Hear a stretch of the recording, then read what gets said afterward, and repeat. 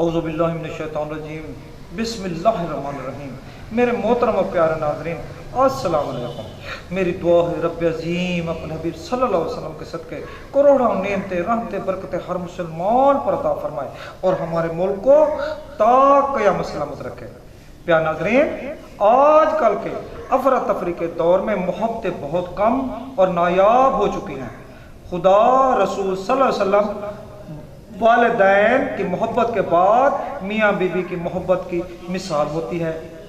जब इस मोहब्बत में दरार पड़ती है, घर का सुकून ख़त्म हो जाता है। नंबर एक, शौहर जब नाहक घर वालों के गैर लोगों के कहने पर मजलूम बीवी को तंग करता है, बुरे दोस्तों में फंसता है, गैर औरतों से ताल्लुक़ कायम करके मजलूम शरीफ बीवी को तंग करता है, ज़बान दराजी करता है, खाम खा की मारपीट करता है, कुछ अपने फ़ख्र गरूर से मजलूम शरीफ बीवी को भी तंग करता है। नंबर दो, प्यारे नाज़रीन, कुछ बीवियाँ जब अपने मैके सहेलियों और गलत लोगों के हाथ में आकर शरीफ शौहर को तंग करती हैं, घरों में लड़ाई झगड़ा पैदा करती हैं, ज़बान दराजी करती हैं और अपना घर उजाड़ बैठती हैं। मेरे प्यारे नाज़रीन, ये मुजर्रब नायाब कामिल लोगों का खास तवीज़ ज़बान बंदी हाजिर खिदमत है। शौहर बीवी जो भी ज़बान दराज हो, तवीज़ मुबारक के नीचे उसका नाम, उसकी वालदा का नाम, उसका नाम, उसकी वालदा मोहतरमा का नाम। मसलन अनवर अली बिनते खालदा बीबी, इसको बंद करना हो बंद शवाद लिख देंगे। अगर बीवी हो मसलन आमना बीबी बिनते बुशरा बीबी। अगर अहले खाना में से और भी बंदे आपको तंग करें, उनके भी नाम यहाँ लिख सकते हैं। आगे बंद शबाद लाजमी लिखेंगे। प्यारे नाज़रीन, इस तवीज़ मुबारक के 3 अदद तवीज़ बनाएंगे। इस तवीज़ मुबारक के 3 अदद तवीज़ बनाएंगे।